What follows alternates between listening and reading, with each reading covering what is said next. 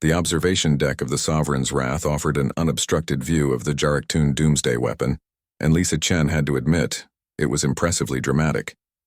The spherical construct floated in the void like a metallic moon, bristling with energy conduits that pulsed an ominous crimson. "Behold!" Supreme Overlord Vexatheron's voice resonated through his translator implant, his four mandibles clicking with satisfaction. "The stellar cascade generator? With this I shall collapse your sun into a black hole, consuming your pathetic Earth and all your—" "Is that a Q7 fusion regulator?" Max Rodriguez interrupted, squinting at the weapon through the transparasteel viewport. The young engineer adjusted his glasses, completely ignoring the dozen Jarek guards who shifted their plasma rifles nervously. Vex Theron's eye stalk swiveled toward Max with visible irritation. "What?" "Yes, the finest technology acquired from the Vendari Consortium, worth more than your entire—" "Oh man," Lisa groaned, pinching the bridge of her nose. She and Max had been captured 3 days ago, while conducting a routine survey of an asteroid field. Now they stood as the Overlord's captive audience for his villainous monologue, and Max was doing the thing he always did, being aggressively helpful. "Max, please don't." "Don't what?" Max pulled out his tablet, stylus already moving across the screen. "I'm just saying the Q7 was recalled 2 cycles ago.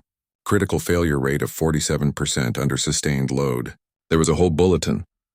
The Overlord's purple carapace darkened to an alarming shade of violet. "Impossible. My weapons dealers assured me." "Yeah, weapons dealers aren't really known for their customer service," Max continued, warming to his subject.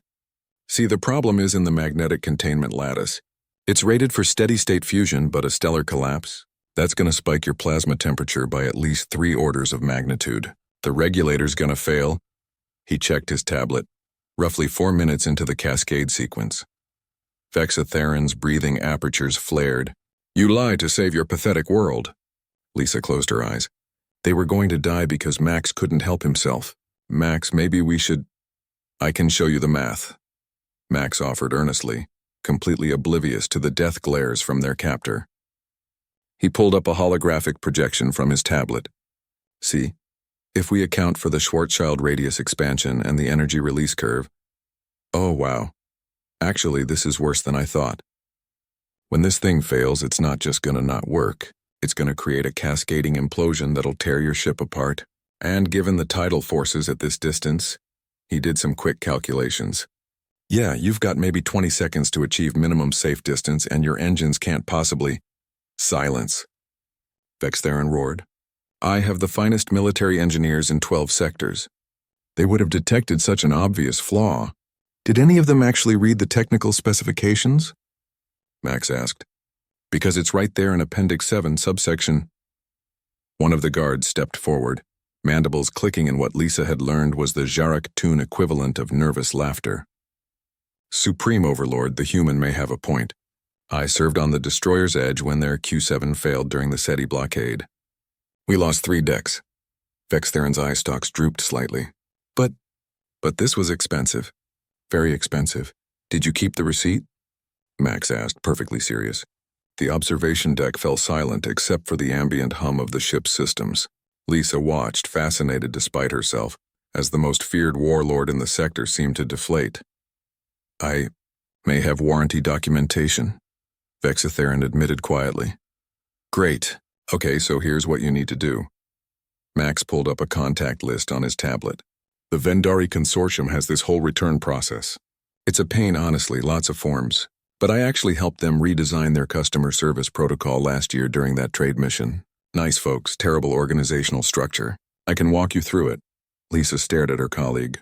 "Max, he was literally about to destroy Earth." "Yeah, but that's not going to happen now because his weapon's defective," Max said reasonably. "And honestly, fraud in military contracting is a serious problem. The Vendari need to take responsibility for their quality control issues." Vextheron slumped into his command throne, suddenly looking less like a terrifying overlord and more like someone who'd made a very expensive mistake. Do you really think they'll give me a refund?" "Depends on the terms of sale," Max said, already pulling up forms. "But if you bought it within the standard warranty period and you haven't actually used it yet, you should be fine. Might take a few weeks to process." "What will I do in the meantime?" Vex Theron asked miserably. The Galactic Council meeting is in 2 months. I was going to make such an impression. Lisa felt something she never expected, pity for a genocidal warlord. Could you try conquering through diplomatic channels? Economic sanctions? That takes forever, Vex Theron complained. And so much paperwork. Yeah, but it's way more sustainable, Max offered. Plus lower liability. One failed Doomsday weapon could tank your insurance premiums for decades.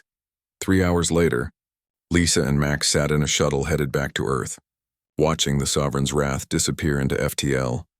The Overlord had released them after Max had successfully submitted the warranty claim and scheduled a replacement, a proper Q9 model with better safety ratings. I can't believe that worked, Lisa said. Why wouldn't it? Max looked genuinely confused. He had a defective product. Consumer protection applies even in interstellar warfare. Lisa laughed, shaking her head. Max, you just defeated a Doomsday weapon with customer service. Technically, the weapon defeated itself. I just helped with the paperwork. He paused. Do you think he'll actually go with the diplomatic approach? Honestly? Maybe. He seemed pretty stressed about the whole thing. As Earth grew larger in their viewport, Lisa smiled. Humans might not have the biggest weapons or the most advanced technology, but they had something perhaps more powerful. An absolute inability to let obviously fixable problems go unaddressed, even when held at gunpoint by alien warlords.